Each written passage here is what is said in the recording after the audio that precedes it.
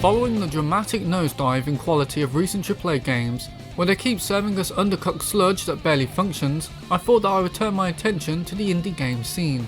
There are so many indie games for me to choose from, but one has always stuck out, and that would be Shovel Knight. Shovel Knight is an interesting game as it's one of the success stories of Kickstarter. This may just be me, but Kickstarter doesn't have the greatest reputation. When I think of Kickstarter, I instantly think of all the YouTube videos out there of people reacting to the worst Kickstarter products. Kickstarter to me is this place where just anything and everything can be put on there, and overall just feels like a great place to get scammed or taken advantage of. I know that's not what Kickstarter truly is or what it's meant to be. Again, Shovel Knight is a Kickstarter success story, but in all honesty, that is my perception of Kickstarter. Even if a Kickstarter is made with the best of intentions, there's no guarantee that the end product will be good. If we just focus on gaming, audiences have been burned by games like Mighty No. 9 and Yooka-Laylee, two games that I personally believe were made with the best of intentions. The point I'm trying to make is that Shovel Knight's success was far from guaranteed, and it's even more impressive to me that Shovel Knight is as good as it is. Especially when you discover that Shovel Knight crowdfunded significantly less than both Mighty No. 9 and Yooka-Laylee. Outside of the fact that Shovel Knight is legitimately good in a way that I would describe as being timeless, it's also the fact that this game delivered on its promises. In fact, it exceeded those promises. The Kickstarter for Shovel Knight had a goal of $75,000 but exceeded that amount and reached $311,502 US. While $75,000 was the goal, there were stretch goals in case the developers would be so lucky as to get past that amount. These stretch goals included things like New Game Plus, a gender swap mode, a challenge mode, a battle mode, and most exciting of all, being able to play as 3 different boss knights in the campaign. The final stretch goal required the Kickstarter campaign to make $300,000. Since the campaign made $311,502, the developers will be able to add all that they hope to the game. The best part is that all this additional content will be added later to the game for free. Something that became a reality on December 10th, 2019 when Shovel Knight King of Cards and Shovel Knight Showdown were released, meaning that all the stretch goals had been added to the game and therefore the campaign had been ended after almost 7 years. However, no matter how much the developers promised or over-delivered on their promises, Shovel Knight wouldn't have achieved its success if the core game wasn't good. Fortunately, Shovel Knight is excellent.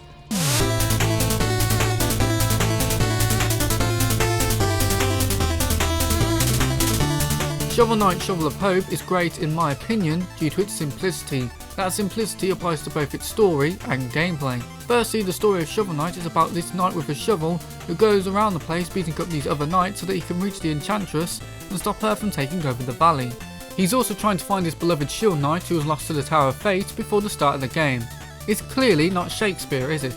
But it's enough to give the player a clear goal and motivation to go from one level to the next. It also helps that this is a game where you play it for the gameplay and not the story. Honestly, I think a more complicated, in-depth story would have ended up being more of a distraction than an addition to this game.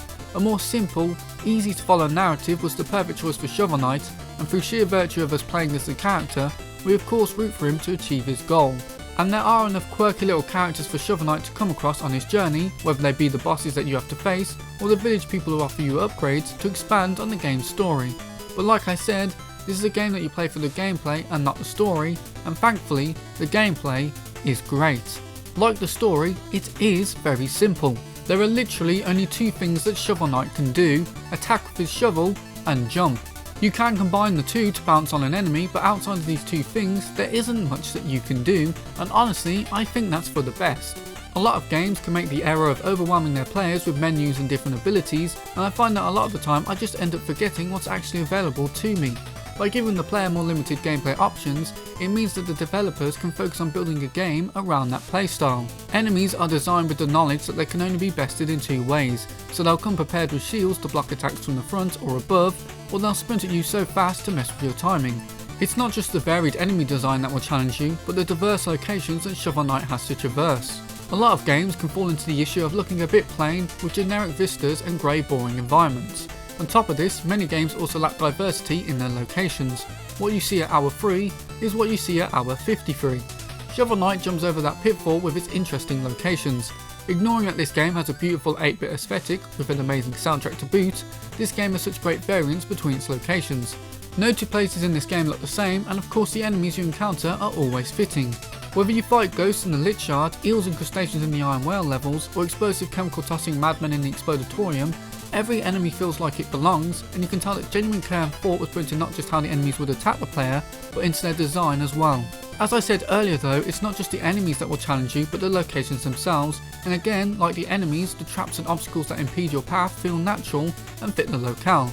In the Iron Whale level, a lot of the level takes place underwater, which affects Shovel Knight's movements. Your jump takes you higher, and you fall to the ground slower. In the snowy landscape of the stranded ship, some of the platforms are made of ice, the perfect problem to cause you to mistime your jump and slide into a nearby pit. Or how in the Lost City level, which takes place underground, you need to push lumps of goo onto the flowing lava to briefly transform it into a bouncy block for Shovel Knight to bounce off of. Each level has its own challenges, and each challenge feels custom made for that level. It helps that due to the simplicity of the gameplay, these challenges never feel overwhelming. The game doesn't hold your hand, and since there isn't that much that Shovel Knight can do, it never takes too long for you to figure out how to overcome the location based challenges. You'll have many moments where you go, oh, I can bounce on the bubbles, or I didn't realise that I could stop the Shovel Knight from automatically aiming his shovel down when he jumps by attacking in mid-air. By limiting the player and their moveset, you actually encourage them to experiment more and see how much or little the Shovel Knight can actually do. And because the player is so aware of the Shovel Knight's capabilities, when a new challenge arises, the player is able to approach it in a more informed manner. Now, when I was getting ready to boot up this game, I did hear quite a fair bit of chatter describing the game as being difficult. For me, as someone who doesn't play many platformers, I wouldn't say that I found this game that difficult. I certainly wouldn't describe it as being easy, and obviously everyone finds different things difficult, but I actually think that Shovel Knight finds the right balance between being challenging and fun. You will most likely get stuck or die a lot at least once in this game, but I think any potential frustrations are balanced out by a healthy amount of checkpoints peppered throughout the level. Whilst it's true that the later campaigns get more and more difficult, I still think that the average player has more than enough skill to tough it out and beat every aspect of this game. It helps that you'll want to beat this game too, as all the boss battles are a lot of fun in my opinion. Again, like the challenges in each level, the boss's character designs fit perfectly. You have the King Knight at the end of the Golden Castle in the Primal Keep level, you have the Grim Reaper looking Spectre Knight at the end of the Lich Yard level, and you have the Propeller Knight atop the Flying Machine. All the bosses are knights, but as with the rest of the game, there has been considerable thought put into what type of boss would fit each location of the game. This thought also extends to the moveset of each boss. No two bosses in this game fight alike, whether it be the knights or the random encounters that Shovel Knight can come across. Their movesets also make sense to their characters, such as Mole Knight digging underground and jumping through walls to attack you. Like the levels themselves, the bosses compose quite the challenge, but you shouldn't have too much difficulty with them once you figure out the best way to approach them. Shovel Knight Shovel of Hope is, in my opinion, the perfect game. There is a clear level of focus and attention put into every aspect of this game, and it results in no part of this game dragging down every other aspect. However, Shovel of Hope is only one part of this game, arguably the main part, but Yacht Club Games had made a promise that they would be adding 3 playable characters to the campaign. Better yet, each of these characters would have their own campaign and wouldn't just be Shovel of Hope with a different skin.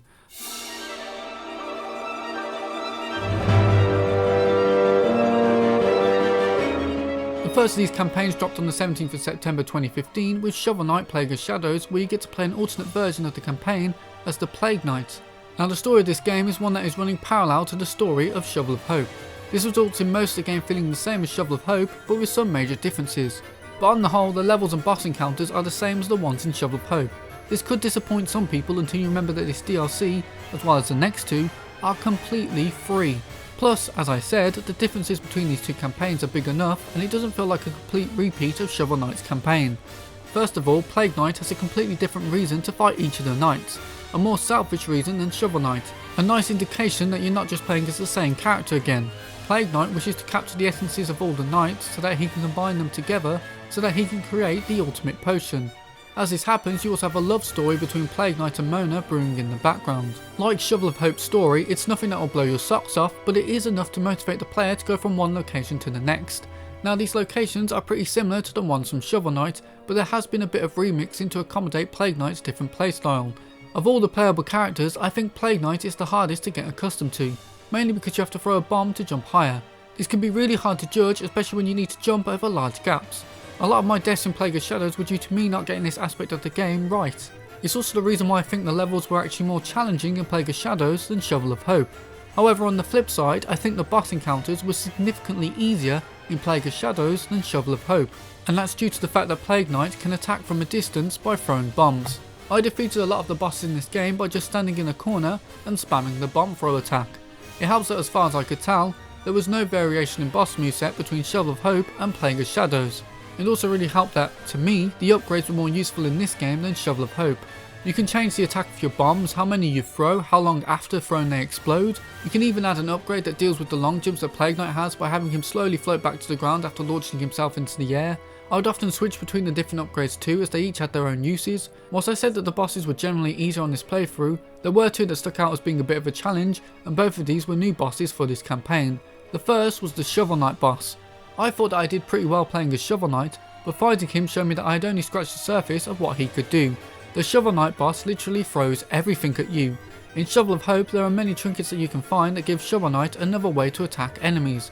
A lot of them I didn't use, although I absolutely spammed that green bouncy attack against Polar Knight, so I never got to see their true potential. Seeing them be used so effectively against me made me wonder what I missed out on, but that's a thought for a replay. Shovel Knight was a more challenging fight and was more than worth the price of admission for this game, which again is free. The other was the final boss of this game, who was a pain in the arse. The Corrupted Essence was annoying because his weak point kept healing, but other than that, he was a fun boss and a nice way to cap off this campaign. Shovel Knight Plague of Shadows wasn't a game changer of a DLC, but it was a lot of fun and a worthwhile companion to the main game.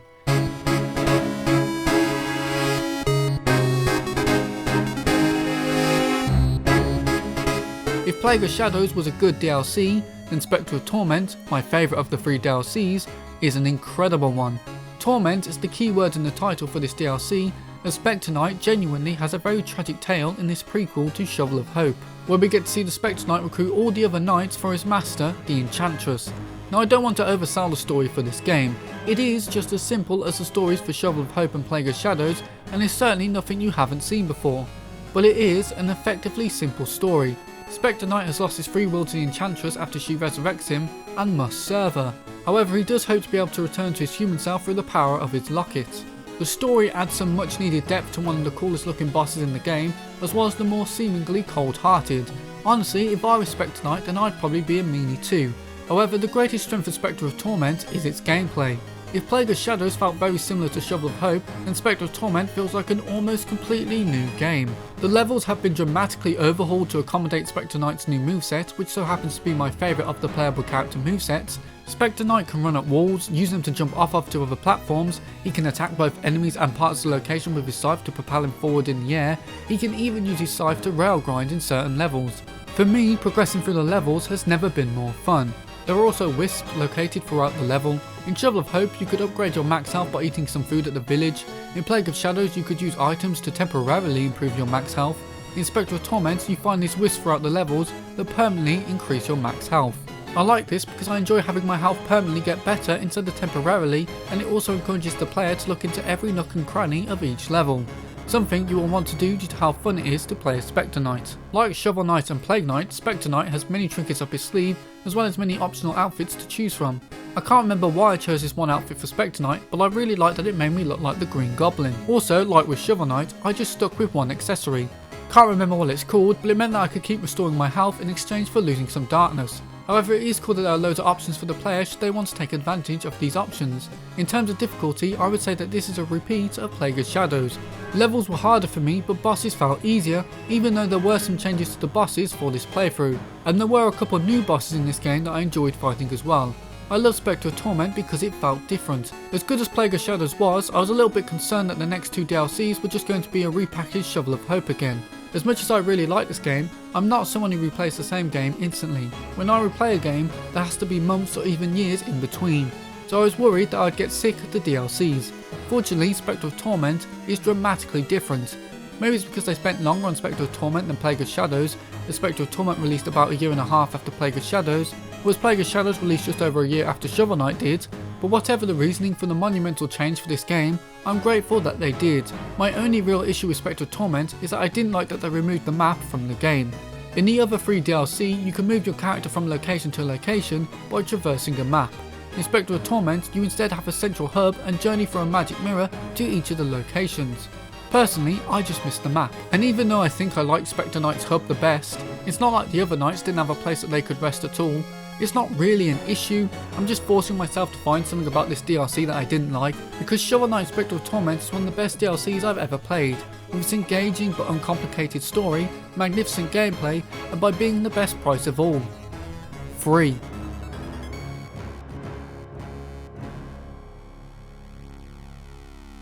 Now that I've spoken about the first 3 playthroughs of this game, we turn our attention to the final one, Shovel Knight King of Cards.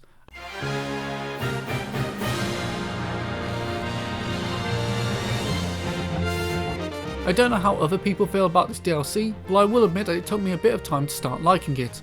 Like the last 3 DLC, you have a new moveset, new story, new powers, etc, but the biggest difference in this DLC is the card game. In King of Cards, the gameplay is split between the new platforming levels, which have never been harder in my opinion, and this card game that King Knight partakes in so that he can become an actual king. I was a bit worried when the card game aspect was introduced because I had grown so accustomed to the platforming that Justus, the name of the game, gave me a bit of whiplash. One of my favourite games of all time is The Witcher 3 Wild Hunt, and I spent probably about 90% of that game playing Gwent, so I can definitely appreciate a good card game. However, as I'd heard nothing about Justus before, I was worried that it would let the DLC down as it was a completely new type of game. Fortunately, after enough trial and error, I grew to really like Justus, and I probably liked it more than the platforming levels of King of Cards. There was actually progression to the card game, and what initially starts out as something pretty simple, spirals into something significantly more complicated. If card games aren't your thing, then you may end up with a little bit of disappointment, but for me the card game was able to strike the right competitive nerve, and I grew to really look forward to each match. King of Cards also skirts around the issue I had with Spectre of Torment by bringing back the map of the first 2 DLC, but also having a central hub that can be accessed at any time with the click of a button. The flying ship was a great hub in my opinion. It lacked the aesthetic of Spectre Knights, but made up for it with a variety of options. You have all the generic upgrade choices like attacks and armour, but you can also fight each person on the ship at a game with Justus. The bosses you fight will also show up on your ship to take you on in a game with Justus too, which feels like a natural progression of them showing up in Spectre Knight's hub in the last DLC. This is also by far the hardest of the DLCs in my opinion for both levels and bosses. King Knight always felt like the easiest of the bosses on each of the previous playthroughs, so I like that the difficulty of this playthrough reflected that. I also really like that compared to each of the previous playable characters, King Knight's personality shines through the brightest. The man is a narcissist, and I like that throughout the story, him being a legitimately bad guy becomes more and more apparent. Whenever a defeated king gives him advice, he sort of just nods along and says, yeah. Even in the way he just faceplants when he starts the level gives him great characterization.